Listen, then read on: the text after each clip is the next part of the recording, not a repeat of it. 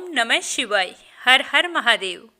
आज माघ मास के कृष्ण पक्ष की चतुर्दशी तिथि और शनिवार है। कृष्ण पक्ष में आने वाली चतुर्दशी तिथि को मासिक शिवरात्रि के नाम से जाना जाता है। इस दिन भगवान भोले शंकर का आशीर्वाद पाने के लिए व्रत रखा जाता है और कल अमावस्या तिथि है। यह भी साल 2026 की पहली अमावस्या तिथि है। अमावस्या का शुभारंभ होगा आज देर रात्रि 12:03 से और इसका समापन होगा 18 जनवरी की देर रात्रि 1:21 पर। तो उदय तिथि के अनुसार अमावस्या का पावन पर्व 18 जनवरी रविवार को मनाया जाएगा। माघ माह के कृष्ण पक्ष में आने वाली अमावस्या को मौनी अमावस्या के नाम से जाना जाता है। मौनी अमावस्या के दिन गंगा, यमुना, नर्मदा, सरयू अथवा किसी भी पवित्र नदी में स्नान करना या फिर घर पर ही सूर्य उदय होने से पहले नहाने के पानी में गंगाजल मिलाकर स्नान करना अत्यंत पुण्यकारी माना गया है। स्नान करने के बाद सबसे पहले सूर्य भगवान को अर्घ्य देना चाहिए। शास्त्रों में बताया गया है कि मौनी अमावस्या के दिन किया गया दान 100 यज्ञों के बराबर पुण्य फल देने वाला होता है। गोस्वामी तुलसीदास जी ने रामचरितमानस में लिखा है कि धर्म के 4 चरण सत्य, दया, तप और दान, जिनमें कलयुग में एक दान रूपी चरण ही प्रधान है। दान जैसे भी दिया जाए वह कल्याण ही करता है। मौनी अमावस्या के दिन अन्न, वस्त्र, कंबल तथा जरूरतमंदों को आवश्यक वस्तुओं का दान करना बहुत ही पुण्य फल देता है। इसके साथ साथ इस दिन गौओं की सेवा करनी चाहिए, उन्हें चारा डालें और पक्षियों को चूगा डालना चाहिए। कहते हैं कि ऐसा करने से पितरों की आत्मा तृप्त होती है और पितर दोष से मुक्ति मिलती है। तो ये थी मौनी अमावस्या को लेकर छोटी सी जानकारी। अब शुभारंभ करते हैं आज की कथा का। प्रेम भाव से कहिए गणेश जी महाराज की जय हो। एक समय की बात है कि गणेश जी भगवान एक बहुत ही सुंदर गांव से गुजर रहे थे। इस गांव के खेत हरे भरे थे। सुबह का समय था। ठंडी हवा का आनंद लेते हुए गणेश जी मुश्क पर सवार होकर चले जा रहे थे। इतने में वो एक खेत से गुजरे जिसमें जौ की फसल खड़ी थी। तो गणेश जी ने एक जौ की बाली तोड़ ली। फिर उसे तोड़कर देखा तो उसके अंदर 13 दाने अनाज के थे। तो यह देखकर गणेश जी को बड़ा ही अफसोस हुआ।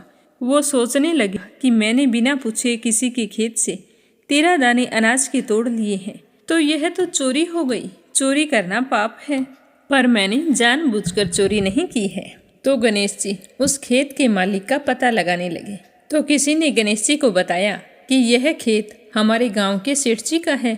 तो गणेश जी पता लगाकर सेठ जी के दुकान पर पहुंच गए और कहा कि सेठ जी मुझे काम पर रख लो, मुझे नौकरी की ज़रूरत है। तो सेठ जी को काम वाले की ज़रूरत थी। तो सेठ जी ने उसे काम पर रख लिया। तो गणेश जी कहने लगे कि मैं आपके यहाँ 12 साल नौकरी करूँगा। तो सेठ जी ने कहा कि कोई बात नहीं, जब तक तुम्हारी इच्छा हो तुम नौकरी कर सकते हो। तुम यह बताओ तुम्हारा नाम क्या है। तो गणेश जी भगवान कहने लगे कि मेरा नाम तो गणेश है। फिर गणेश जी तो सेठ जी के यहाँ नौकरी पर लग गए। घर का सारा काम करते और समय मिलते ही खेत में काम करने के लिए चले जाते। तो सेठ जी यह देखकर बहुत ही खुश होते कि यह लड़का कितना सच्चा और ईमानदार है। काश मेरे इस तरह का एक बेटा होता। क्योंकि सेठ जी के संतान नहीं थे, इसीलिए सेठ और सेठानी बड़े ही दुखी रहा करते थे। पर सेठ जी तो गणेश जी को अपने पुत्र के समान ही प्यार करते थे। एक दिन की बात है कि सेठानी लघु शंका के लिए गई और आकर राख से हाथ धोने लगी। तो यह देखकर गणेश जी ने सेठानी का हाथ पकड़ लिया और मिट्टी से हाथ धुलवा दिया। तो यह देखकर सेठानी को बहुत ही गुस्सा आया। जाकर सेठ जी से शिकायत की और कहा कि कैसा नौकर रखा है, उसने आज मेरा हाथ पकड़ लिया और आप पता नहीं उसकी किस बात की इतनी तारीफ करते रहते हो कि वो ईमानदार है, सच्चा है। तो सेठानी की बात सुनकर सेठ जी ने गणेश जी को बुलाया और पूछा कि बेटा गणेश, सेठानी सच बोल रही है क्या? तूने इनका हाथ पकड़ लिया, ऐसा क्यों किया? तो गणेश जी ने हाथ जोड़कर कहा कि सेठ जी, मैंने तो हाथ पकड़कर बस इतना ही कहा था कि राख से हाथ मत धोवो, क्योंकि राख से हाथ धोने पर लक्ष्मी नाराज होकर चली जाती है और मिट्टी से हाथ धोएं तो लक्ष्मी लौट आती है। तो सेठ जी सोचने लगे कि गणेश ठीक कह रहा है, इसमें कोई गलत बात नहीं है।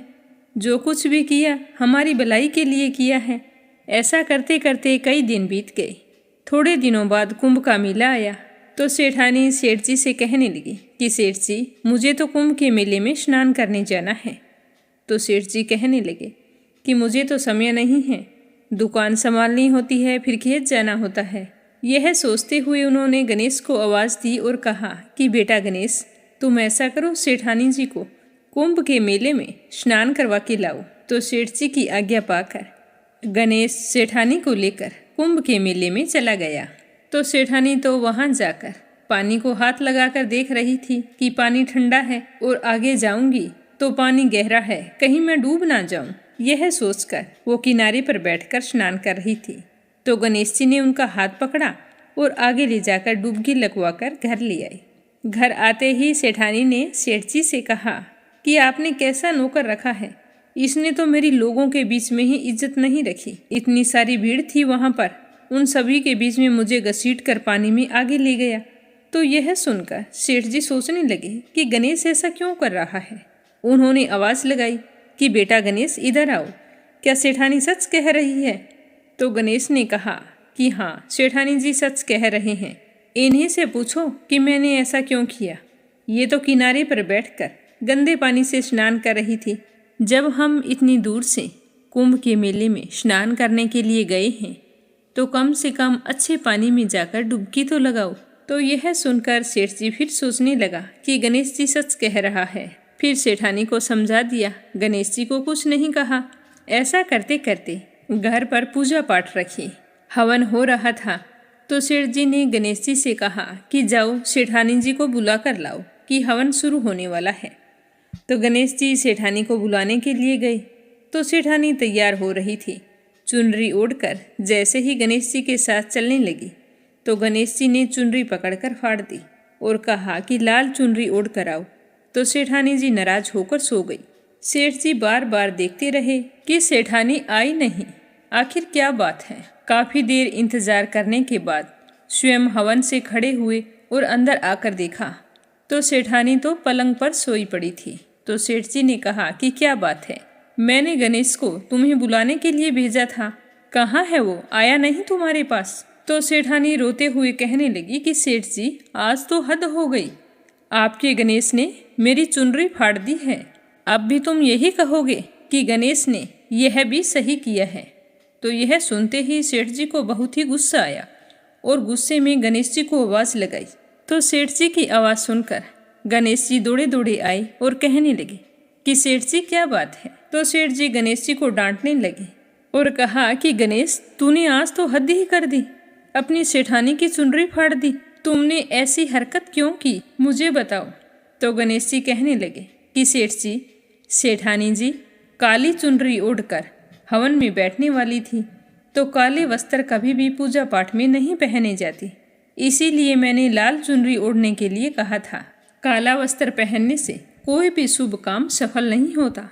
तो सेठ जी फिर सोचने लगे कि गणेश जी है तो समझदार।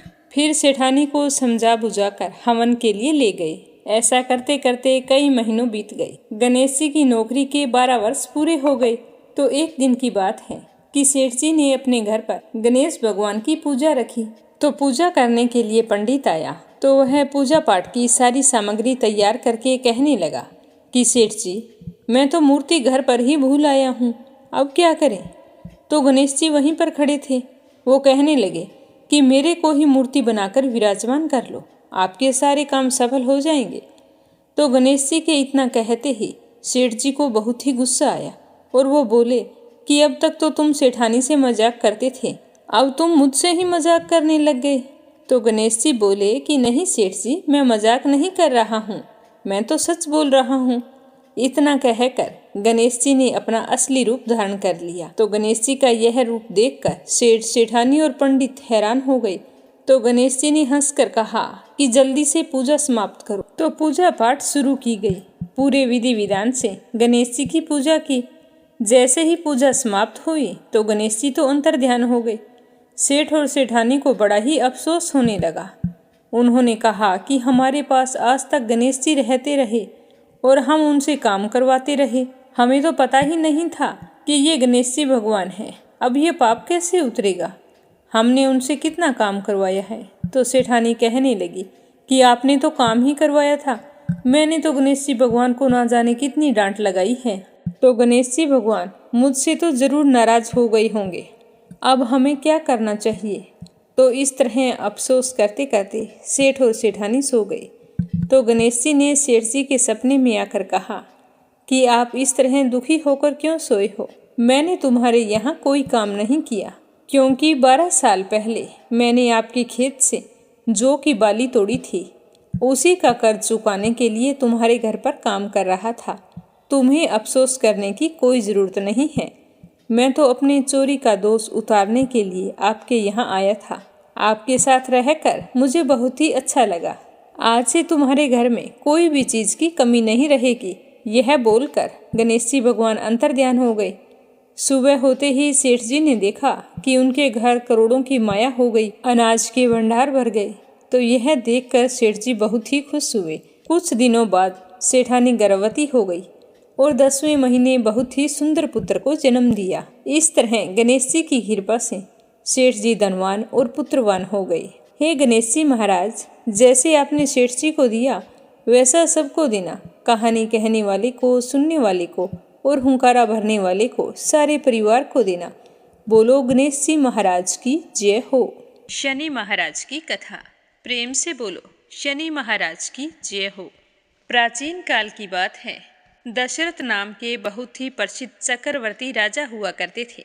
राजा बहुत ही दयालु और न्यायप्रिय थे। प्रजा का पालन पोषण अपनी संतान की भांति किया करते थे।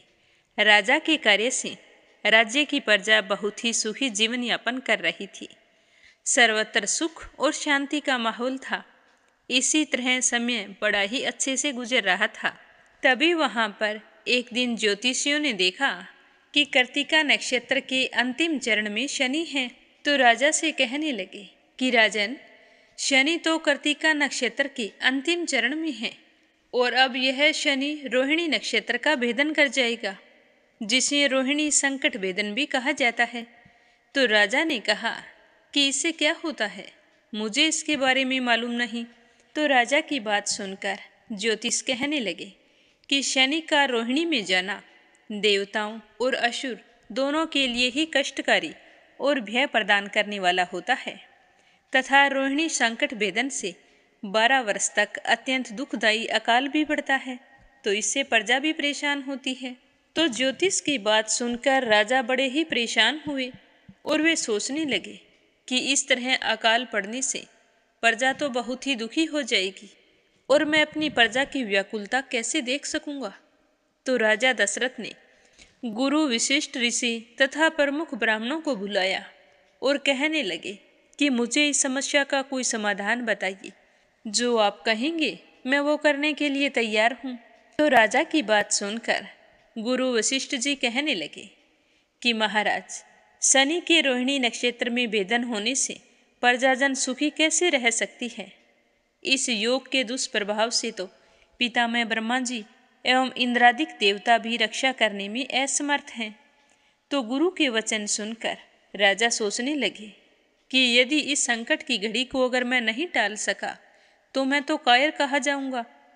तो राजा ने काफी सोच विचार करके साहस बटोरकर दिव्य धनुष तथा दिव्य आयुधों से युक्त होकर अपने रथ पर बैठकर रथ को तेज गति से चलाते हुए चंद्रमा से भी 3 लाख योजन ऊपर नक्षत्र मंडल में चले गए। मणियों तथा रत्नों से सुशोभित सोने से निर्मित रथ में बैठे हुए महाबली राजा ने रोहिणी के पीछे जाकर रथ को रोक दिया। सवेत अश्वों से युक्त और ऊंची ऊंची ध्वजाओं से सुशोभित मुकुट में जड़े हुए बहुमूल्य रत्नों से प्रकाशमान राजा दशरथ उस समय आकाश में दूसरे सूर्य की तरह चमक रहे थे। राजा ने देखा कि शनि कृत्तिका नक्षत्र से निकलकर रोहिणी नक्षत्र में प्रवेश करने वाले हैं, तो यह देखकर राजा दशरथ बाण युक्त धनुष को कानों तक खींचकर बकुटियां तानकर शनिदेव के सामने डटकर खड़े हो गए। अपने सामने देव असुरों के संहारक अस्त्रों से युक्त दशरथ को खड़ा देखकर शनि थोड़ा डर गए और हंसते हुए राजा से कहने लगे कि हे राजेंद्र, तुम्हारे जैसा पुरुषार्थ मैंने किसी में नहीं देखा, क्योंकि देवता, असुर, मनुष्य, सिद्ध, विद्याधर और सर्प जाति के जीव भी मेरे देखने मात्र से ही भयग्रस्त हो जाते हैं। हे राजेंद्र, मैं तुम्हारी तपस्या और पुरुषार्थ से अत्यंत ही प्रसन्न हूँ। अतः हे रघुनंदन, जो तुम्हारी इच्छा हो वरदान मांग लो, मैं तुम्हें अवश्य दूंगा। तो राजा दशरथ ने कहा कि हे सूर्यपुत्र, हे शनिदेव, यदि आप मुझसे इतने ही प्रसन्न हैं तो मैं एक ही वरदान मांगता हूँ कि जब तक नदियाँ, सागर, चंद्रमा, सूर्य और पृथ्वी इस संसार में हैं, तब तक आप रोहिणी संकट भेदन कदापि ना करें। मैं तो केवल यही वर मांगता हूँ और मेरी कोई इच्छा नहीं है। तो ऐसा वर मांगने पर शनिदेव ने एवमस्तु कहकर वरदान दे दिया। इस प्रकार शनि से वर प्राप्त करके राजा दशरथ अपने आप को धन्य समझने लगे। तो शनिदेव कहने लगे कि हे राजन, मैं तुमसे बहुत प्रसन्न हूँ, तुम चाहो तो और भी वरदान मांग सकते हो।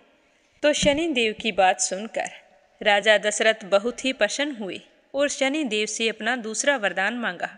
तो शनिदेव कहने लगे कि हे राजा दशरथ, तुम निर्भय होकर रहो। 12 वर्ष तक तुम्हारे राज्य में कोई भी अकाल नहीं पड़ेगा। तुम्हारे यश कीर्ति तीनों लोकों में फैलेगी।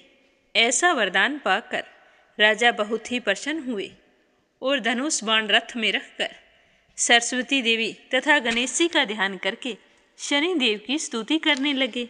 राजा दशरथ ने शनि स्तोत्र के माध्यम से प्रार्थना की कि जिनके शरीर का रंग भगवान शंकर के समान काला तथा नीला है, उन शनिदेव को मेरा नमस्कार है। इस जगत के लिए काल अग्नि एवं कृतांत रूप शनिश्चर को पुनः पुनः नमस्कार है। जिनका शरीर कंकाल जैसा मांसहीन तथा जिनकी दाढ़ी मूंछ और जटा बढ़ी हुई है, उन शनिदेव को मेरा नमस्कार है। जिनके बड़े बड़े नेत्र, पीठ में सटा हुआ पेट तथा भयानक आकार वाले शनिदेव को मेरा नमस्कार है। जिनका शरीर दीर्घ है, जिनके रोए बहुत मोटे हैं, जो लंबे चौड़े किंतु जर्जर शरीर वाले हैं तथा जिनकी दाढ़ें काल रूप हैं, उन शनिदेव को मैं बार बार नमस्कार करता हूँ। हे शनिदेव, आपके नेत्र कोटर के समान गहरे हैं, आपकी ओर देखना कठिन है। आप रौद्र, भीषण और विकराल हैं, आपको नमस्कार है। सूर्यनंदन, भास्कर पुत्र, अभय देने वाले देवता, वलीमुख, आप सब कुछ बख्शन करने वाले हैं, ऐसे शनिदेव को प्रणाम है। आपकी दृष्टि अधोमुखी है। आप समर्तक, मंद गति से चलने वाले तथा जिसका प्रतीक तलवार के समान है, ऐसे शनिदेव को मैं बारंबार नमस्कार करता हूँ। आपने तपस्या से अपनी देह को दग्ध कर लिया है। आप सदा योगाभ्यास में तत्पर, भूख से आतुर और अतृप्त रहते हैं। आपको सदा सर्वदा नमस्कार है। जिसके नेत्र ही ज्ञान है, कश्यप नंदन सूर्यपुत्र शनिदेव, आपको नमस्कार है। आप संतुष्ट होने पर राज्य दे देते हैं और रुष्ट होने पर उसी समय छीन लेते हैं, वैसे शनिदेव को नमस्कार है। देवता, असुर, मनुष्य, सिद्ध, विद्याधर और नाग, ये सब आपकी दृष्टि पड़ने पर समूल नष्ट हो जाते हैं, ऐसे शनिदेव को प्रणाम है। हे शनिदेव, आप मुझ पर प्रसन्न होइए। मैं वर पाने के योग्य हूँ और आपकी शरण में आया हूँ। राजा दशरथ के इस प्रकार प्रार्थना करने पर सूर्यपुत्र शनिश्चर कहने लगे कि उत्तम वर्त के पालक राजा दशरथ, तुम्हारी इस स्तुति से मैं बहुत ही प्रसन्न हूँ। हे रघुनंदन, तुम इच्छा अनुसार वर मांगो, मैं तुम्हें अवश्य वर प्रदान करूँगा। तो यह सुनकर राजा दशरथ ने अपना दूसरा वरदान मांगा कि हे शनिदेव, आज के बाद से आप किसी भी देवता, असुर, मनुष्य, पशु पक्षी, नाग, किसी भी प्राणी को पीड़ा ना दे। हे शनिदेव, मेरा तो सबसे प्रिय वर यही है, आप इसे पूरा करने का वचन दें।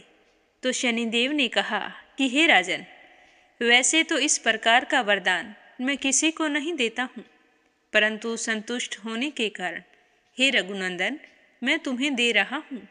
हे दशरथ, तुम्हारे द्वारा कहे गए इस स्त्रोत को जो भी मनुष्य, देव अथवा असुर, सिद्ध तथा विद्वान कोई भी पढ़ेगा, उसे शनि के कारण यानी मेरे कारण कोई बाधा नहीं आएगी।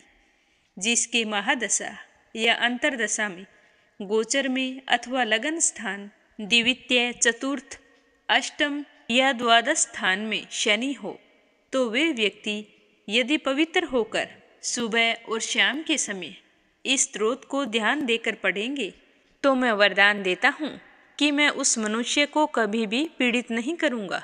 तो शनि देव से इस तरह वरदान पाकर राजा दशरथ बहुत ही खुश हुए और शनि देव को एक बार फिर से प्रणाम करके अपने नगर की ओर लौट आए।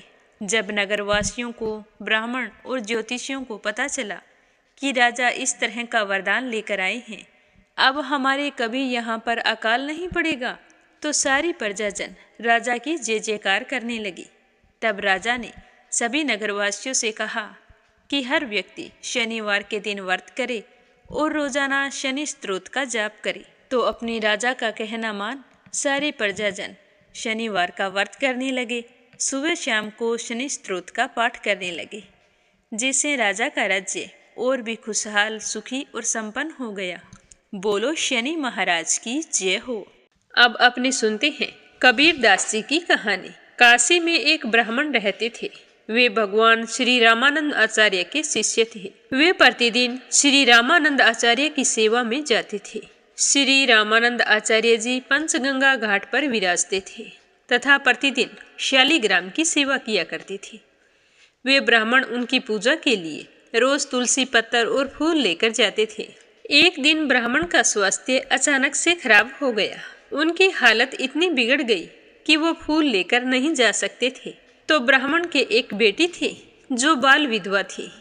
तो ब्राह्मण ने अपनी बेटी से कहा कि बेटी, तुम जाओ श्री रामानंद आचार्य जी को पूजा के फूल देकर आओ और कह देना कि मेरी आज तबीयत सही नहीं है। तो बेटी अपने पिता का आदेश पाकर उसी समय पुष्प लेकर गुरुजी की सेवा में पहुंच गई। श्री रामानंद आचार्य जी हमेशा पर्दे में रहते थे। वे सबसे बात नहीं करते थे, विमुखों का दर्शन नहीं किया करते थे। वो बेटी जब उनके पास पुष्प लेकर पहुंची और जय श्री सीताराम कहकर उसने गुरुजी को प्रणाम किया और पुष्प उन्हें दे दिए। तो गुरुजी ने पूछा कि बेटी तुम कौन हो, पंडित जी नहीं आए? तो वह कहने लगी कि पिताजी की आज तबीयत खराब है, वो आ नहीं सकते। उन्होंने ही मुझे आप तक फूल पहुंचाने के लिए भेजा है। आप यह फूल स्वीकार कीजिए और मुझे आशीर्वाद प्रदान कीजिए। तो श्री रामानंद आचार्य जी ने पुष्प स्वीकार किए और आशीर्वाद के रूप में कुछ प्रसादी पुष्प उस बेटी को देने चाहे। जैसे ही रामानंद आचार्य जी ने पुष्प देने के लिए हाथ आगे बढ़ाया, तो उस बेटी ने पुष्प ग्रहण करने के लिए अपनी झोली फैला ली। तो श्री आचार्य जी ने उसकी झोली में फूल डालते हुए आशीर्वाद दिया कि पुत्रवती भव। तो इस तरह का आशीर्वाद सुनकर ब्राह्मण की बेटी घबरा गई।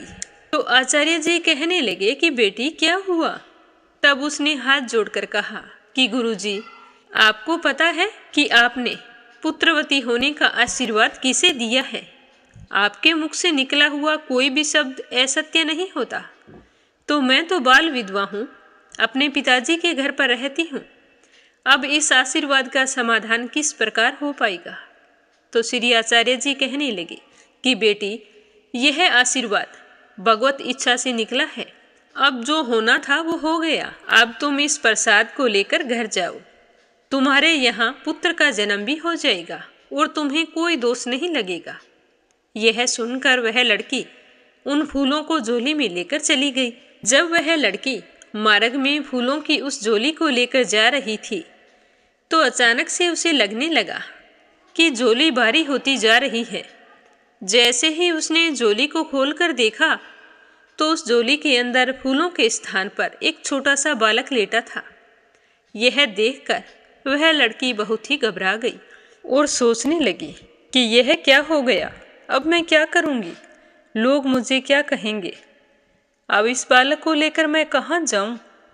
अगर मैं घर लेकर जाऊंगी तो लोग पता नहीं क्या क्या बातें बनाएंगे। मैं किस किस को प्रमाण देती फिरूंगी कि यह गुरुजी का आशीर्वाद है और कौन मेरी बात मानेगा। अगर मैं इसे घर ले गई तो घर पर मेरी और मेरे पिताजी की खूब बदनामी होगी। इसी तरह विचार करती हुई वह सोचने लगी कि यह बालक जिनका प्रसाद है वही इनकी रक्षा भी करेंगे। ऐसा सोचकर वह लड़की काशी में स्थित लहर ताला तालाब के किनारे उस नन्हे शिशु को छोड़कर अपने घर चली गई। अब वह बालक कमल के फूलों से भरे उस तालाब के निकट खेल रहा था। वहां से कई लोग गुजरे परंतु किसी ने ध्यान नहीं दिया। तभी वहां से एक मुस्लिम दंपति गुजर रहे थे। पेशे से वो जुलाहा थे। आदमी का नाम था नूर अली और उसकी पत्नी का नाम था नीमा जान। उन दोनों पति पत्नी के कोई संतान नहीं थी, तो संतान के लिए वो बहुत ही दुखी रहा करते थे। भगवान से हमेशा एक अच्छी औलाद की कामना किया करते थे। तभी नीमा जान को एक छोटे बच्चे के रोने की आवाज़ सुनाई दी, तो वो सोचने लगी कि यहाँ आसपास कोई भी नहीं है, फिर ये नन्हे शिशु के रोने की आवाज़ कहाँ से आ रही है। तो जैसे ही उन्होंने तालाब की तरफ देखा तो तालाब के किनारे एक छोटा सा शिशु था जो रो रहा था। तो नीमा जान भागकर उस बच्चे के पास गई और उस बच्चे को देखकर मोहित हो गई। अपने पति से कहने लगी कि देखो, इस बच्चे को देखो कितना सुंदर है। तो नूर अली ने भी उस बच्चे को देखा। नीमा जान उस बच्चे को देखकर वात्सल्य रस से भर गई और अपने पति से कहने लगी कि हम रोजाना अल्लाह से एक औलाद की दुआ करते हैं। अगर आप कहें तो मैं इस बच्चे को घर ले चलूं, मैं इसे अपनी औलाद की तरह पालूंगी। तो नूर अली ने सब तरफ देखा, उसे कहीं भी कोई नज़र नहीं आया। तो वो कहने लगा कि अगर इसके माँ बाप होते तो यहीं कहीं आसपास होते, पर यहाँ तो दूर दूर तक कोई भी दिखाई नहीं दे रहा है। अगर कहीं दूर गए हैं तो हम थोड़ी देर इंतजार कर लेते हैं। अगर इसके माँ बाप आ गए तो वो अपने बच्चे को ना पाकर ना जाने कितना परेशान होंगे। तो दोनों पति पत्नी वहीं पर बैठ गए। सुबह से शाम हो गई, कोई भी उस बालक को लेने के लिए नहीं आया। सूर्य अस्त हो चुका था। तो नीमा जान कहने लगी कि अब हमें इस बच्चे को लेकर घर चलना चाहिए। ये बच्चा भगवान ने हमारे लिए ही भेजा है। तो वे दोनों उस बच्चे को उठाकर अपने घर ले आई। अब वह बालक एक जुलाहा के घर पहुंच चुका था। उस मुस्लिम दंपति ने अपने धर्म के अनुसार बड़ी धूमधाम से उस बालक का जन्मदिन मनाया और उस बालक के नामकरण का समय आया तो मौलवियों को बुलाया गया। उन्होंने कहा कि तुम्हें अल्लाह के करम से यह औलाद मिली है, इसीलिए अल्लाह के नाम पर ही इस बच्चे का नाम रखो। तब उस बच्चे का नाम कबीर अली रखा गया। इस तरह वो बालक उनके घर तो पहुंच गया, परंतु वह खाता पीता कुछ नहीं था। तो उसके माँ बाप बहुत परेशान थे कि इसे किस तरह खिलाएं पिलाएं। ना तो वो दूध पीता था और ना ही वो कुछ खाता था। तो नूर अली ने एक फकीर को बुलाया और उस बच्चे के बारे में पूछा। तो फकीर बहुत ही पहुँचे हुए थे। तो उन्होंने ध्यान करके बताया कि यह बालक परमात्मा की विभूति है, इसीलिए यह सामान्य वस्तु को ग्रहण नहीं करेगा। इसके लिए किसी ब्राह्मण के घर से गाय का दूध मंगवाइए, यह बालक उसी को पिएगा। तो नूर अली के घर के पास ही एक कर्मा नाम की एक ब्राह्मणी रहती थी। उसके पास गाय भी थी। अब नूर अली और नीमा जान दोनों उस ब्राह्मणी के घर गए और जाकर कहने लगे कि माई, हमें गाय का दूध चाहिए। तो वह ब्राह्मणी गाय का दूध निकालकर पहले भगवान को भोग लगाया और फिर उस बालक के लिए दूध लाकर दिया। तो कबीर उस दूध को पी लेता था। फिर उसी तरह रोजाना कबीर के लिए ब्राह्मणी के घर से गाय का दूध लाया जाता था। कबीर उसी दूध को पीता था। धीरे धीरे उस बालक का विकास होने लगा।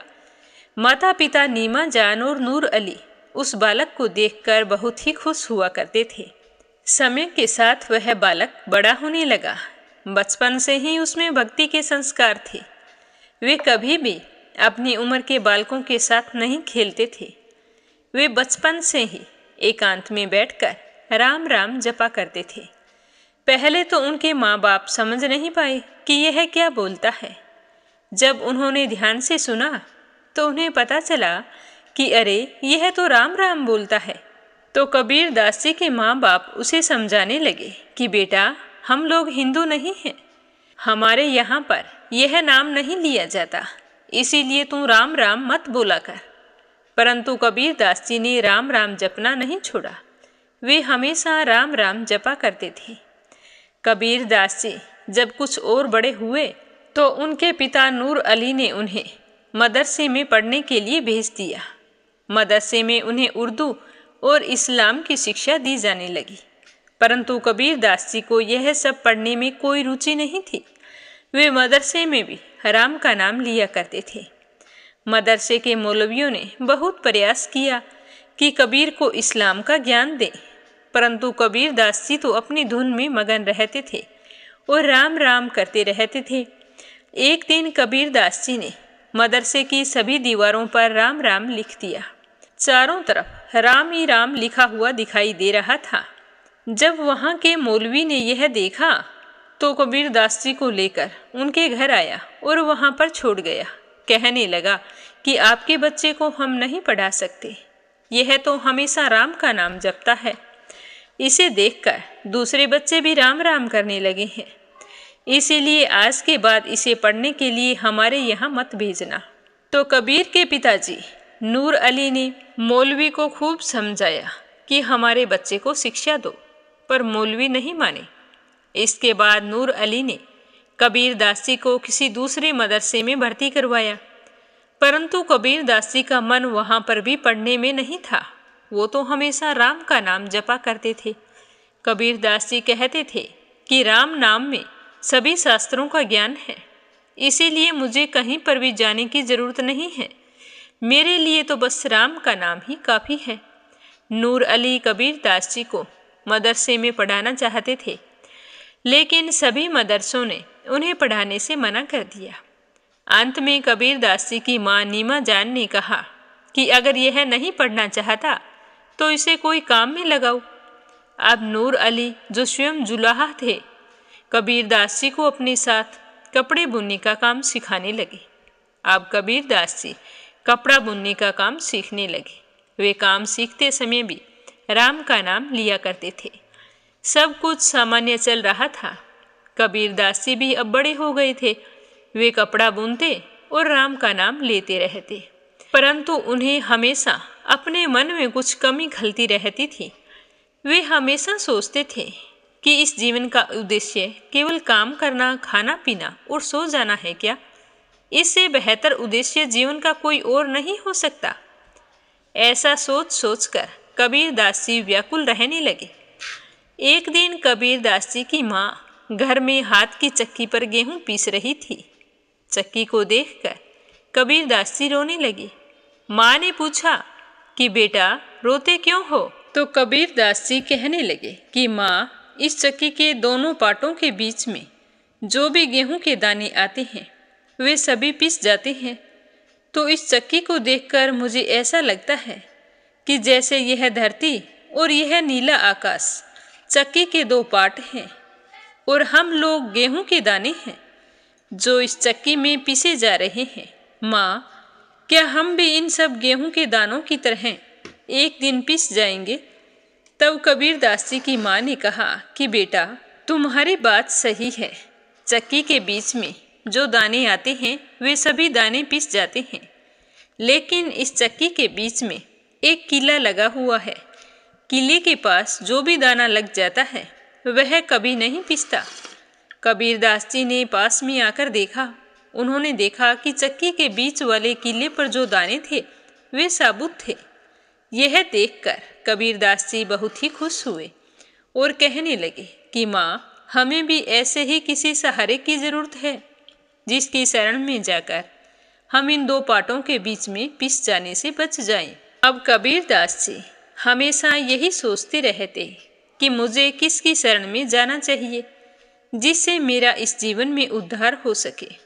भगवत प्रेरणा से कबीरदास जी को विचार आया कि किसी योग्य गुरु की शरण में जाने से मेरे जीवन का उद्धार संभव है।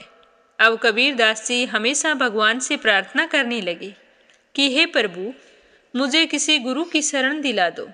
इस भाव को लेकर कबीरदास जी राम नाम का जाप करते रहते। एक दिन की बात है, कबीरदास जी सुबह के समय घर की छत पर बैठे हुए राम नाम जप रहे थे। उसी समय आकाशवाणी हुई कि हे कबीर, उठो और जगत गुरु श्री रामानंद आचार्य जी को अपना गुरु बनाओ।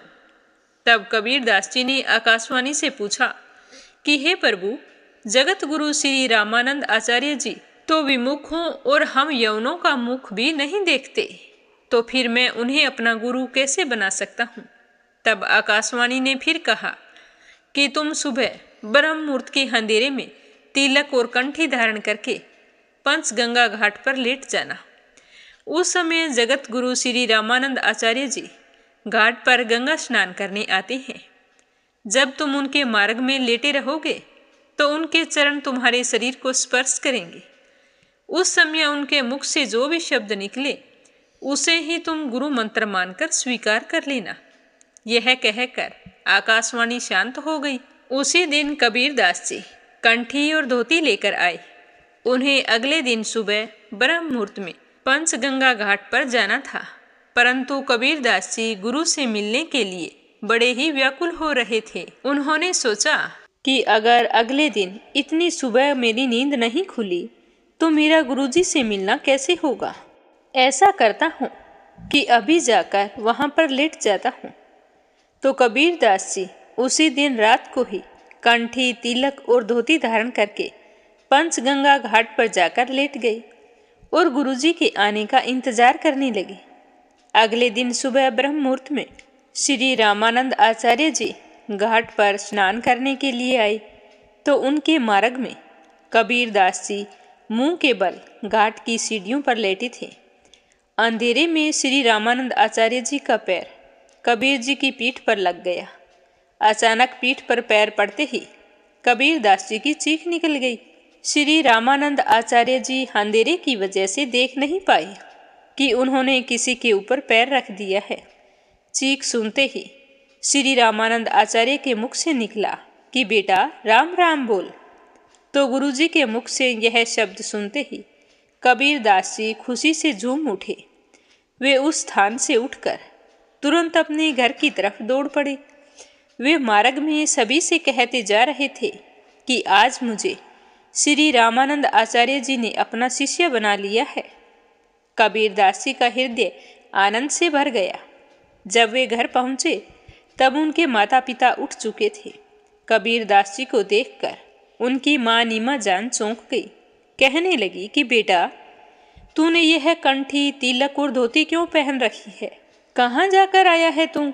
तो कबीरदास जी कहने लगे कि माँ, मैं पंचगंगा घाट पर गया था।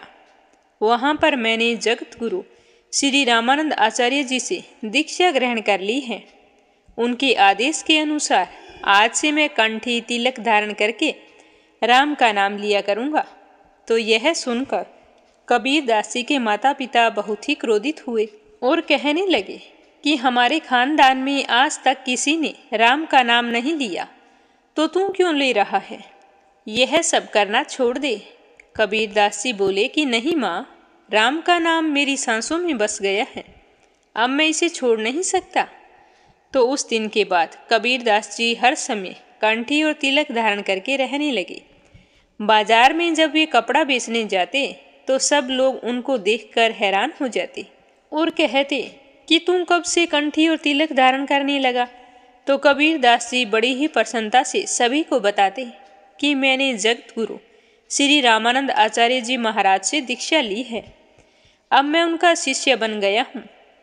यह सुनकर लोग बड़े आश्चर्य में पड़ जाते और कहते कि श्री रामानंद आचार्य जी महाराज तो यवनों का मुख तक नहीं देखते, उन्होंने तुम्हें शिष्य कैसे बना लिया?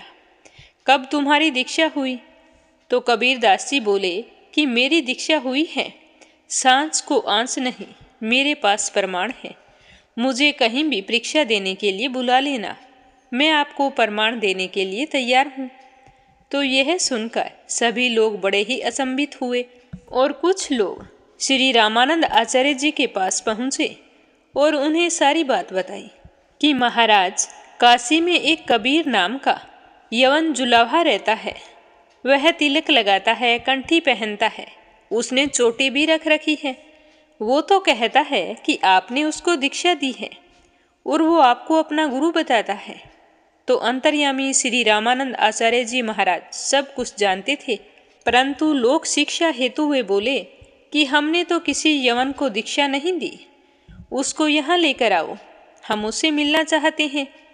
अब श्री रामानंद आचार्य जी के कुछ शिष्य कबीर दास जी के पास जाकर बोले कि आपको गुरुदेव बुला रहे हैं। तो कबीर दास जी भी उनके साथ चल पड़े। वे मन में बार बार सोच रहे थे कि गुरुदेव उन्हें हृदय से लगाएंगे या यवन कहकर ठुकरा देंगे, पर जो भी हो, मैंने तो उन्हें अपना गुरु मान लिया है। मैं हृदय से उनका हूँ और उनका ही रहूँगा। श्री रामानंद आचार्य जी हमेशा पर्दे में रहते थे। कबीर दास जी को उनके पास ले जाया गया तो श्री आचार्य जी ने पर्दे में से ही कबीर दास जी से पूछा कि तुम्हारा नाम क्या है, क्या करते हो, कहाँ रहते हो, तुम्हारी दीक्षा कैसे हुई और तुम्हारे गुरुदेव का नाम क्या है। तो कबीर दास जी ने हाथ जोड़कर प्रणाम किया और कहा कि मेरा नाम कबीर है, मैं यहीं काशी नगरी में निवास करता हूँ। मैं एक जुलाहा हूँ और कपड़े बुनने का काम करता हूँ। कुछ दिन पहले आपने ही मुझे दीक्षा दी है। मुझे आकाशवाणी ने आदेश दिया था कि मैं सुबह के समय पंचगंगा घाट की सीढ़ियों पर लेट जाऊं। उस दिन सुबह के समय ब्रह्म मुहूर्त में मैं पंचगंगा घाट पर सीढ़ियों पर लेटा था। तब आपके चरण मेरी पीठ पर पड़े थे। तब आपने अपने श्री मुख से मुझे आदेश दिया था कि बेटा राम राम बोल। तभी से मैंने आपके श्री मुख से निकले राम नाम को गुरु मंत्र मान लिया है। बताइए, क्या मैंने कुछ गलत किया? क्या राम का नाम समस्त ग्रंथों का सार नहीं है? तो कबीर दास जी के मुख से यह बात सुनकर श्री रामानंद आचार्य जी ने पर्दा हटा लिया और कबीर दास जी को अपने हृदय से लगा लिया और कहा कि तुम ही मेरे सच्चे शिष्य हो, तुमने ही राम के नाम की महिमा को पहचाना है। इसके बाद श्री रामानंद आचार्य जी ने घोषणा कर दी कि मैं कबीर दास का गुरु हूँ और कबीर दास ही मेरा शिष्य है। इसके बाद श्री रामानंद आचार्य ने कबीर दास जी को विधिवत दीक्षा प्रदान की, राम नाम का मंत्र प्रदान किया और भजन करने की विधि बताई। इसके बाद सब तरफ कबीर दास जी और श्री रामानंद आचार्य जी की जय जयकार होने लगी। बोलो शालिग्राम भगवान की जय हो। बोलो मर्यादा पुरुषोत्तम भगवान श्री राम की जय हो। ओम नमः शिवाय। हर हर महादेव। आज माघ मास की अमावस्या तिथि और बुधवार है। माघ के महीने में आने वाली अमावस्या को मौनी अमावस्या के नाम से जाना जाता है। मौनी अमावस्या के दिन इसके नाम के अनुसार ही मौन रहकर व्रत किया जाता है।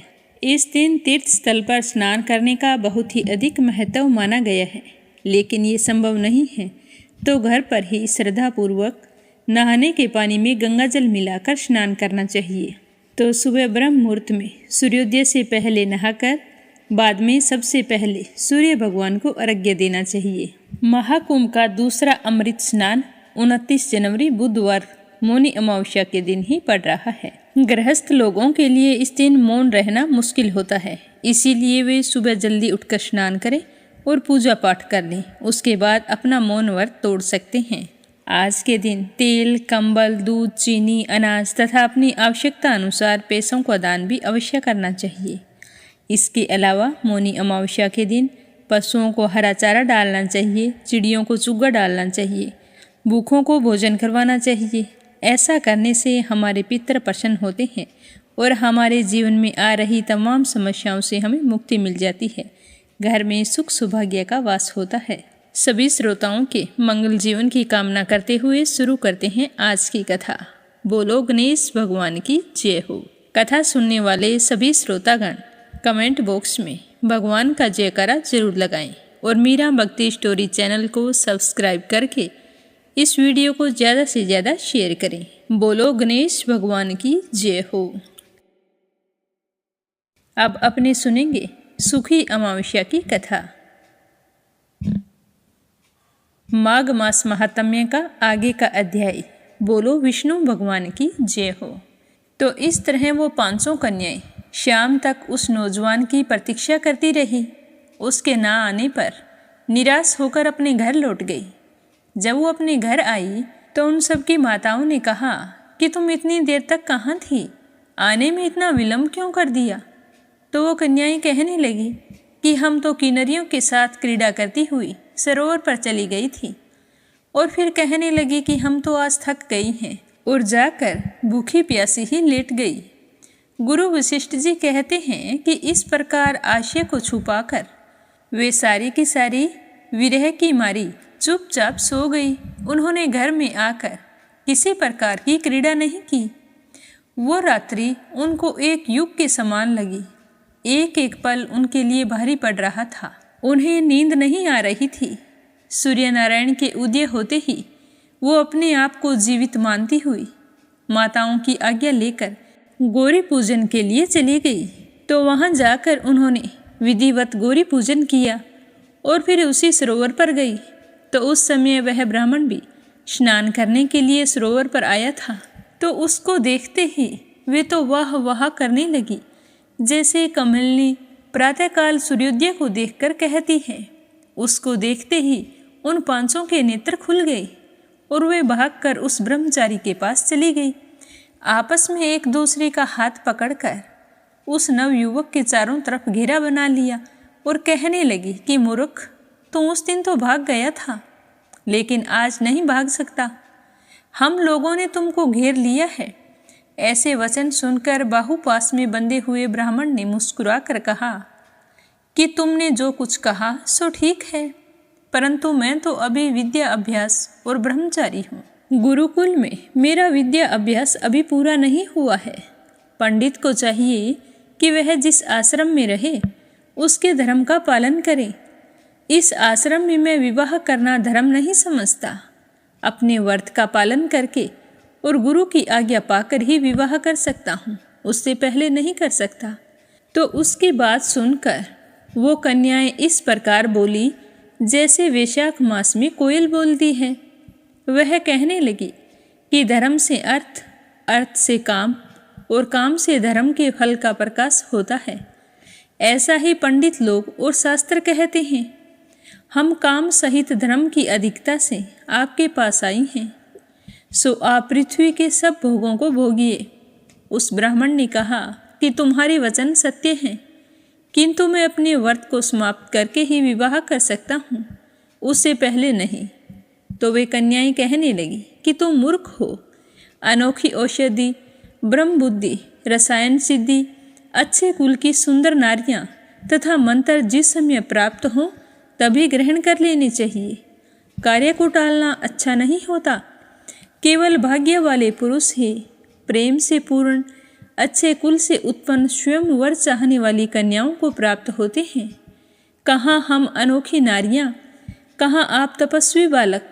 यह बेमेल का मेल मिलाने में विधाता की चतुराई ही है। इसी कारण आप हम लोगों के साथ गंधर्व विवाह कर लें।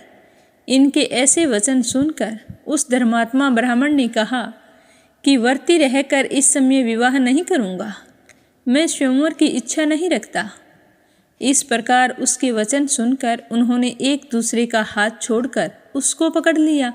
सुशीला और सुरसवरा ने उसकी भुजाओं को पकड़ लिया। सुतारा ने आलिंगन किया और चंद्रिका ने उसका मुख चूम लिया, परंतु फिर भी उसने क्रोधित होकर उनको श्राप दिया कि तुम डायन की तरह मुझसे चिपटी हो, इसी कारण पिशाचनी हो जाओ। ऐसे श्राप देने पर वह उसको छोड़कर अलग खड़ी हो गई। फिर वो कहने लगी कि हम तो निरपराध हैं, आपने हमको श्राप क्यों दिया? तुम्हारी इस धर्मज्ञता पर धिक्कार है। प्रेम करने वाले से बुराई करने वाले का सुख दोनों लोकों में नष्ट हो जाता है। इसीलिए तुम भी हम लोगों के साथ पिशाच हो जाओ। तब वे आपस के क्रोध से उस सरोवर पर पिशाच पिशाचनी हो गई और बस पिशाच पिशाचनी कठिन शब्दों से चिल्लाते हुए अपने कर्मों को भोगने लगे। गुरु वशिष्ठ जी कहने लगे कि हे राजन, इस प्रकार वह पिशाच और पिशाचनियाँ उस सरोवर के इधर उधर घूमते रहे। बहुत समय बाद मुनियों में श्रेष्ठ लोमेश ऋषि पौष शुक्ल चतुर्दशी को उस आच्छोद सरोवर पर स्नान करने के लिए आए। जब क्षुब्धा से दुखी इन पिशाचों को उन्होंने देखा तो उनकी हत्या करने के लिए गोल बांधकर उनको चारों तरफ से घेर लिया। वेद निधि ब्राह्मण भी वहां पर आ गए और उन्होंने लोमेश ऋषि को साष्टांग प्रणाम किया। वे पिशाच ऋषि के तेज के सामने ठहर नहीं सके और दूर जाकर खड़े हो गए। वेद निधि हाथ जोड़कर लोमेश ऋषि से कहने लगा कि भाग्य से ही ऋषियों के दर्शन होते हैं। ऐसा कहकर उन्होंने उन गंधर्व कन्याओं और अपने पुत्र का परिचय देकर सारा वृतांत सुनाया और कहा कि हे मुनिवर, यह सब ही श्राप मोहित होकर आपके सम्मुख खड़े हैं। आज इन बालकों का निस्तार होगा, जैसे सूर्य उदय होने पर अंधेरे का नाश हो जाता है। वशिष्ठ जी कहने लगे कि पुत्र के दुख से दुखी हुए वेदनिधि ब्राह्मण के ऐसे वचन सुनकर लोमेश ऋषि के नेत्रों में जल भर आया और वे वेदनिधि से कहने लगे कि मेरे प्रसाद से बालकों को शीघ्र ही स्मृति पैदा हो और मैं उनका धर्म कहता हूँ, जिससे इसका आपस का ज्ञान विलीन हो जाएगा। वेदनिधि कहने लगे कि हे महर्षि, धर्म को जल्दी कहिए, क्योंकि श्राप की अग्नि बड़ी दुखकारक होती है। तो लोमेश ऋषि कहने लगे कि यह सब मेरे साथ नियम पूर्वक माघ स्नान करें, अंत में यह इस श्राप से छूट जाएंगे। मेरा यह निश्चय है कि शुभ तीर्थ में माघ स्नान करने से श्राप का फल नष्ट हो जाता है।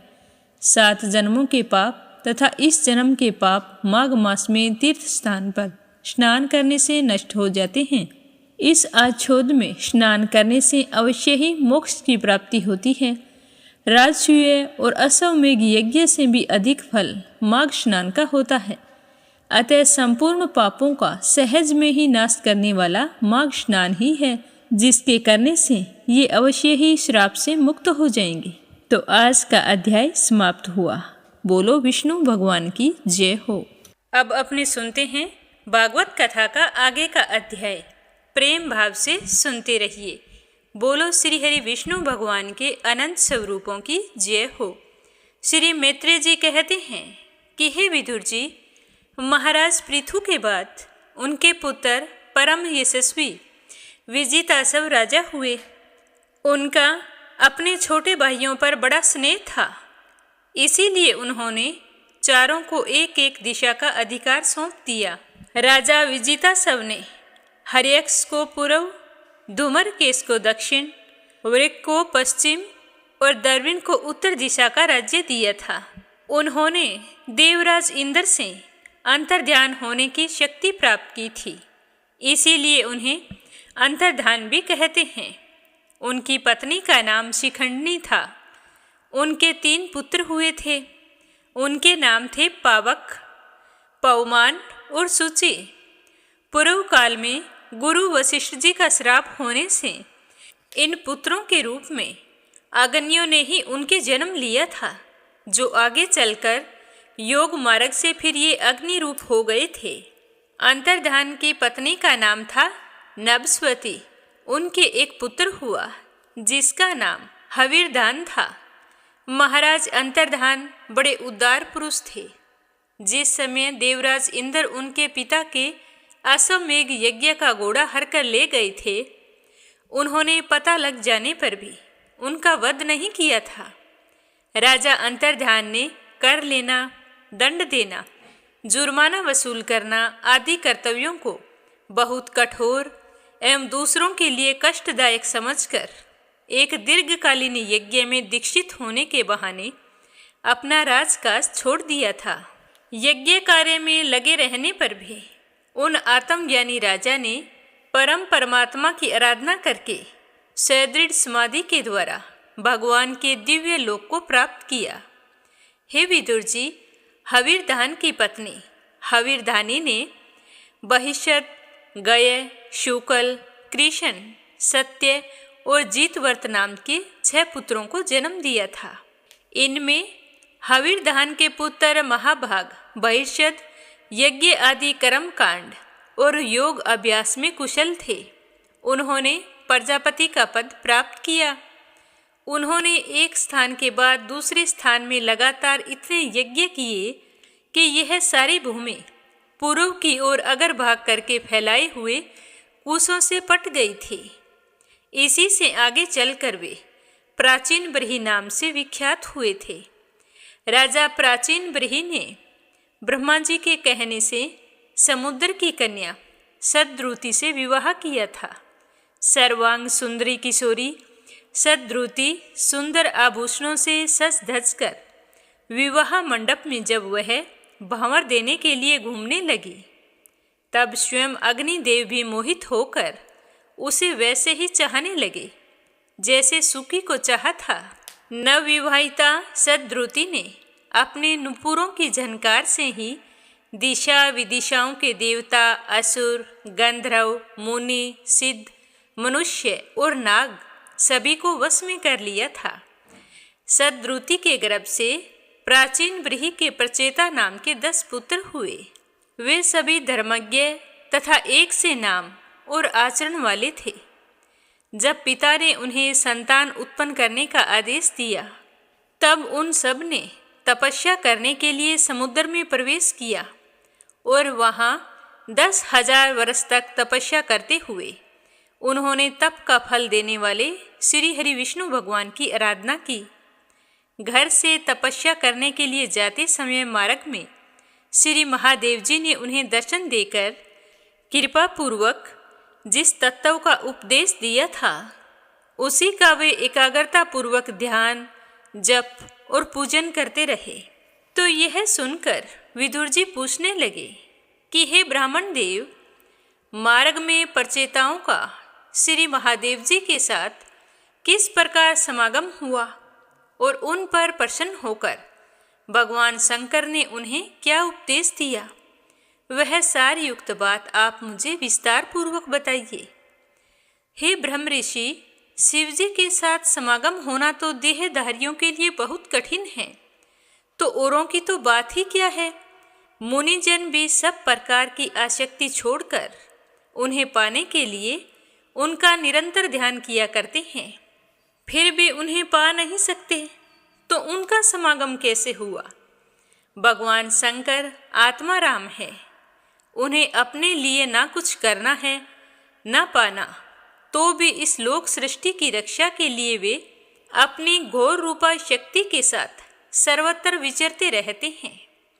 तो श्री मैत्रेय जी कहने लगे कि हे विदुर जी, साधु स्वभाव प्रचेतागण पिता की आज्ञा शिरोधार्य करके तपस्या में चित्त लगाकर पश्चिम की ओर चल दिए थे। चलते चलते उन्होंने समुद्र के समान एक विशाल सरोवर देखा। वह महापुरुषों के चित्त के समान बड़ा ही स्वच्छ था। उसमें रहने वाले मत्स्य आदि जल जीव भी बड़े ही प्रसन्न दिखाई दे रहे थे। उसमें नील कमल, लाल कमल, रात में, दिन में और सायंकाल में खिलने वाले कमल तथा इंदिवर तथा अन्य कई प्रकार के कमल सुशोभित थे। उसके तटों पर हंस, सारस, चकवा आदि जल पक्षी चहक रहे थे। उसके चारों ओर तरह तरह के वृक्ष और लताएं थी। उन पर मतवाले भंवरे गूंज रहे थे। उनकी मधुर ध्वनि से हर्षित होकर मानो उन्हें रोमांच हो रहा था। कमल कोश के परागपुंज वायु के झंकारों से चारों ओर उड़ रहे थे, तो उन्हें देखकर ऐसा लग रहा था जैसे वहाँ कोई उत्सव हो रहा हो। वहाँ मृदंग, प्रणव आदि बाजों के साथ अन्य राग रागिनियों के क्रम से गायन की मधुर ध्वनि सुनकर उनके राजकुमारों को बड़ा ही आश्चर्य हुआ। इतने में ही उन्होंने देखा कि देवादिदेव भगवान शंकर अपने अनुचरों के साथ उस सरोवर से बाहर आ रहे हैं। उनका शरीर तपी हुई स्वर्ण राशि के समान कांतिमान कंठ नीलवर्ण तथा 3 विशाल नेत्र हैं और वे अपने भक्तों पर अनुग्रह करने के लिए उद्यत हैं। अनेकों गंधर्व उनका सुयश गा रहे हैं। उनका सहसा दर्शन पाकर परचेताओं को बड़ा ही कुतूहल हुआ। उन्होंने शंकर जी के चरणों में प्रणाम किया। तब शरणागत बिहारी धर्मवत्सल भगवान शंकर ने अपने दर्शन से प्रसन्न हुए उन धर्मज्ञ और शील संपन्न राजकुमारों से प्रसन्न होकर कहा कि तुम लोग राजा प्राचीन ब्रही के पुत्र हो, तुम्हारा कल्याण हो। तुम जो कुछ भी करना चाहते हो वह सब मुझे मालूम है। इस समय मैंने तुम लोगों पर कृपा करके ही तुम्हें दर्शन दिया है। जो व्यक्ति अव्यक्त प्रकृति तथा जीव संज्ञक पुरुष इन दोनों के नियामक भगवान वासुदेव की साक्षात शरण लेता है वह मुझे परम प्रिय है। अपने वर्णाश्रम धर्म का भली भांति पालन करने वाला पुरुष 100 जन्म के बाद ब्रह्मा के पद को प्राप्त होता है और इससे भी अधिक पुण्य होने पर वह मुझे प्राप्त हो जाता है। परंतु जो भगवान का अनन्य भक्त है वह तो मृत्यु के बाद सीधे भगवान श्री हरि विष्णु के उस सर्व प्रपंच अतीत परम पद को प्राप्त कर लेता है, जिसे रुद्र रूप में स्थित मैं तथा अन्य आधिकारिक देवता अपने अपने अधिकार की समाप्ति के बाद प्राप्त करेंगे। तुम लोग भगवत भक्त होने के नाते मुझे भगवान के समान ही प्यारे हो। इसी प्रकार भगवान के भक्तों को भी मुझसे बढ़कर और कोई भी प्रिय नहीं होता। जो विष्णु जी को प्रिय है वो मुझे अति प्रिय है और जो मुझे प्रिय है वो जगत के पालनहार विष्णु जी को प्रिय है। अब मैं तुम्हें एक बड़ा ही पवित्र, मंगलमय और कल्याणकारी स्तोत्र सुनाता हूँ। तुम लोग ध्यान से इसे सुनना और फिर शुद्ध हृदय से इसका जप करना। इस तरह कहते हुए श्री मैत्रेय जी कहने लगे कि उसके बाद भगवान शिव ने अपने सामने हाथ जोड़े खड़े हुए उन राजपुत्रों को यह स्तोत्र सुनाया जो मैं तुम्हें सुना रहा हूँ। तो आज की कथा को यहीं पर विराम देते हैं। भगवान शिव जी का सुनाया हुआ यह परम पावन स्तोत्र हम कल की कथा में सुनेंगे। बोलो श्री हरि विष्णु भगवान की जय हो। अब अपने सुनते हैं लपसी और तपसी की कहानी। बोलो लपसी तपसी की जय हो।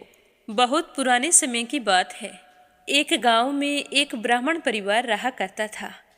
उसमें पति पत्नी के अलावा उनके 2 बच्चे थे।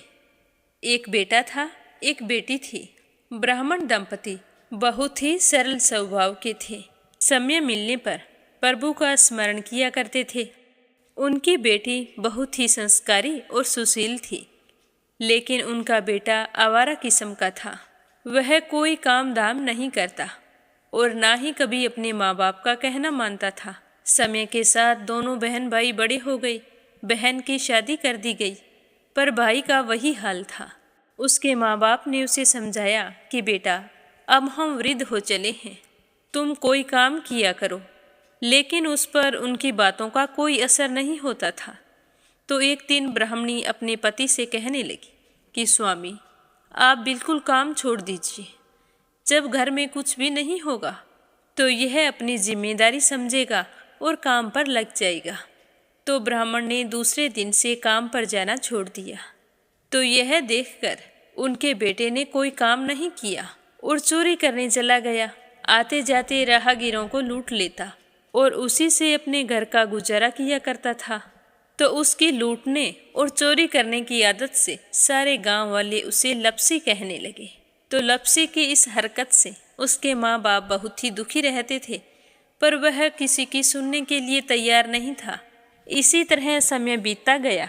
एक दिन की बात है कि लपसी एक पीपल के पेड़ पर बैठा था। तभी शिव पार्वती जा रहे थे। पार्वती माता गहनों से लदी हुई थी।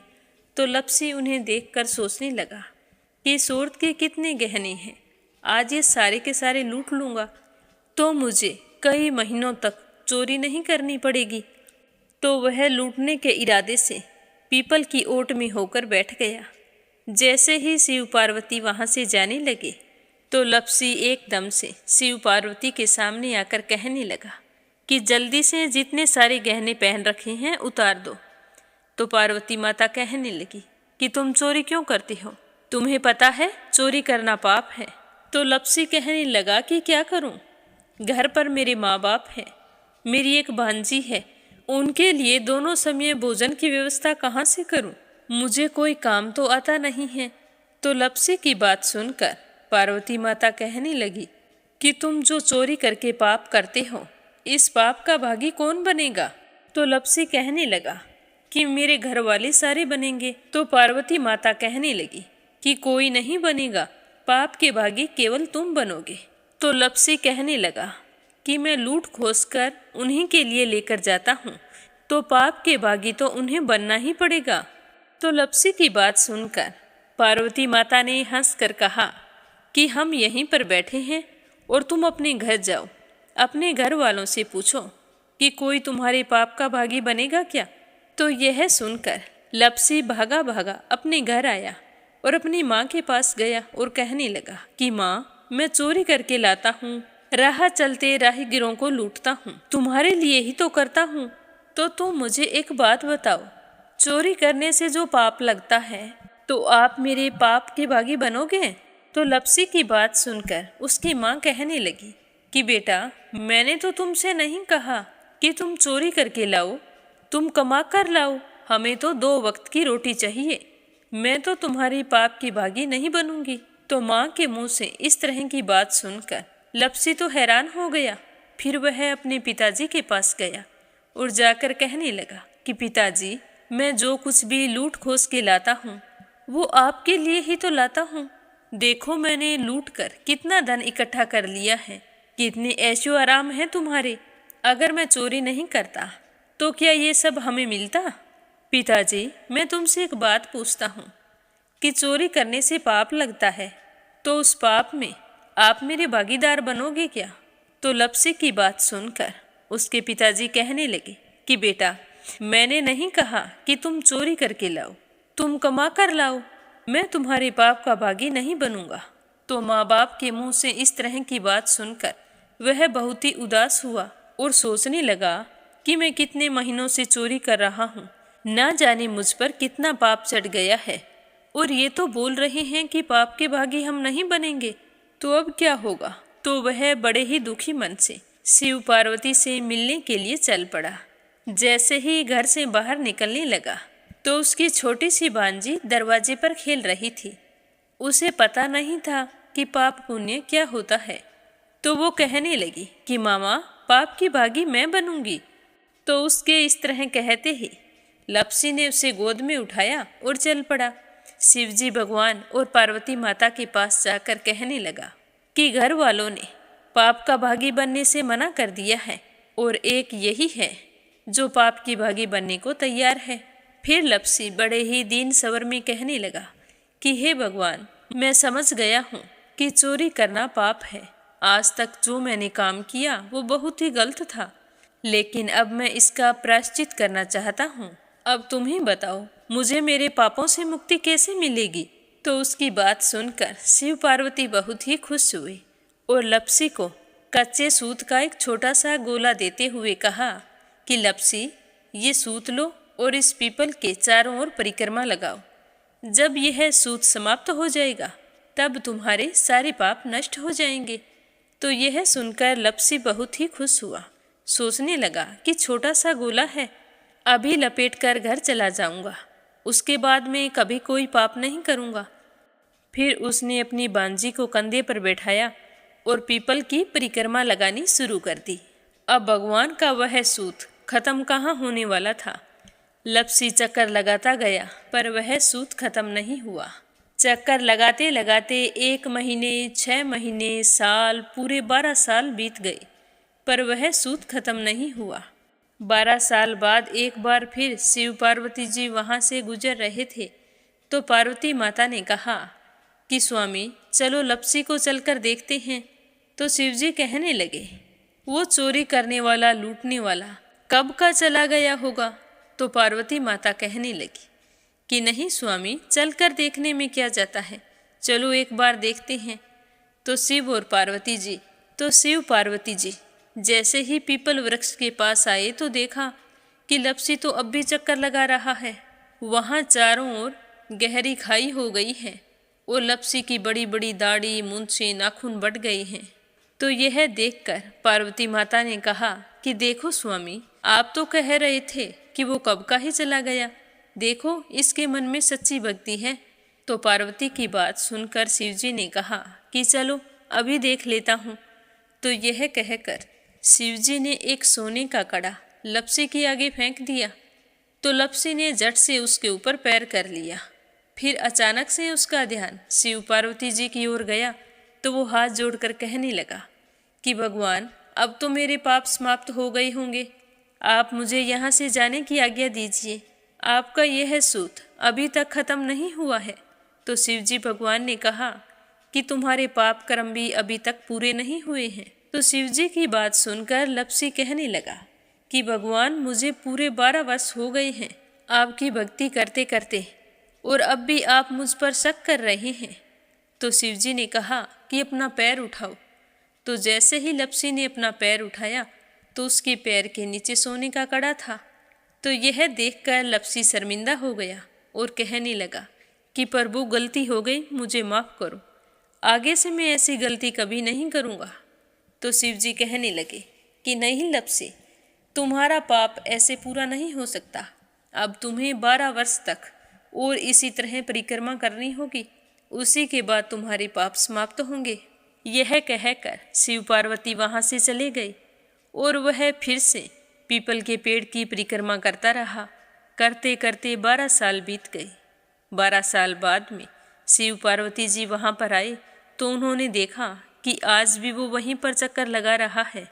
तो शिवजी ने फिर उसके सामने सोने की अंगूठी फेंकी पर उसने कोई ध्यान नहीं दिया। तो शिवजी भगवान प्रसन्न होकर कहने लगे कि हे लपसी, आज से तुम मेरी तपस्या करके तपसी बन गए हो। मैं तुम्हें वरदान देता हूँ कि तुम अपने जीवन में सारे सुखों को प्राप्त करेगा, और तूने 24 बरस तक मेरी भक्ति की है, इसका फल भी तुझे अवश्य मिलेगा। जो भी औरत गाय और कुत्ते की रोटी नहीं बनाएगी, उसका पुण्य फल तुम्हें मिलेगा। आंगन लीप कर दहलीज नहीं लीपेगी तो उसका पुण्य फल भी तुझे ही मिलेगा।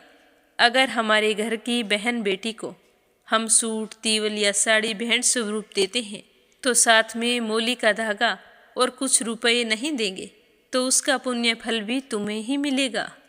अगर कोई दिए से दिया जलाएगा तो उसका पुण्य फल भी तुम्हें ही मिलेगा। अगर व्रत और पूजा पाठ में सारी कहानी सुन ले और तुम्हारी कहानी ना सुने तो उसका पुण्य फल भी तुम्हें ही मिलेगा। कहा जाता है कि तभी से सुबह पहली रोटी गाय की और सुबह की अंतिम रोटी छोटी बनाई जाती है और शाम को अंतिम रोटी बड़ी बनाई जाती है जो कुत्ते की होती है, और दिए से दिया भी नहीं जलाया जाता। और घर की बहन बेटियों को सूट और तीवल के साथ भेंट स्वरूप कुछ रुपए भी जरूर दिए जाते हैं। और उसी दिन से हर व्रत कथा के बाद में लपसी तपसी की कहानी जरूर सुनी जाती है, और कथा समाप्त होने पर कहा जाता है कि लपसी का फल लपसी को मिले, तपसी का फल तपसी को मिले। हमारी पूजा पाठ का, हमारे व्रत का और हमारी कहानी का पुण्य फल हमें मिले। बोलो लपसी तपसी की जय हो। तो ये थी लपसी और तपसी की कहानी। लपसी तपसी 2 भाई नहीं थे। लपसी और तपसी एक ही आदमी का नाम था। लूट कर लाता था, इसीलिए उसे लपसी के नाम से पुकारते थे, और फिर भगवान की तपस्या करने के कारण उसे तपसी के नाम से जाना जाने लगा। बोलो लपसी तपसी की जय हो। अब अपने सुनते हैं कथा सुनने वाले प्यारे श्रोताओं के नाम। आज का पहला कमेंट संजय, सोनिया, हिताक्षी, दीपेश, मयंक हरियाणा से। दूसरा है विप्लव हांजोंग असम से। और तीसरा है लक्ष्मी, सुमित्रा, शिवराज हीरो, सोवा शर्मा पोखरा से। अपराजिता मीना श्रीवास्तव नेपाल से। श्रीमती शर्मा अलीगढ़ से। उषा शर्मा राजस्थान से। परमेश्वरी रघुवीर सिंह दिल्ली से। आशा शर्मा विष्णु, ज्योति, अंशु भीलवाड़ा से, श्रीमती यशोदा, अंजलि, बबली, विकी उड़ीसा से, चंद्रमणि मनिका, डॉक्टर रुक्मणी देवी, कैला देवी, हंसराज जी, पवन कुमार जी, संजीव कुमार जी, रंजन, मान्या, यम्या दिल्ली से, राधा रोहिला दिल्ली से, आशा अग्रवाल, लड्डू, मोहित, अंकुर अग्रवाल आगरा से, मीरा अग्रवाल बंगाल से, श्रीमती अरुणलता शर्मा हरिद्वार से, निर्मला सिसोदिया दिल्ली से, कमला गुरुग्राम से, वंदना वर्मा इंदौर से, मीनू वालिया दिल्ली से, अनीता गुप्ता राजस्थान से, संजना राजपूत अहमदाबाद से, शीला सिन्हा, मीरा श्रीवास्तव, ममता श्रीवास्तव, माला छम्मा मनोज जौनपुर से, निर्मला सिसोदिया दिल्ली से, संगीता अग्रवाल, कमला देवी अग्रवाल दुलिया महाराष्ट्र से, कोमल निर्मल मुंबई मीरा रोड से, श्वेता, रितेश, स्वीटी, रितु, प्रिंस, यूवी, लक्ष्मी, गुरुचरण साहू उड़ीसा से, श्रीचंद यादव गया बिहार से, श्रीमती सुशीला शर्मानंद राय मुंबई से, सुनीता रानी मेरठ से, श्यामवती, सुषमा, विष्णु, कार्तिक, पूर्वी, रुपेश, गौरी, शिवम,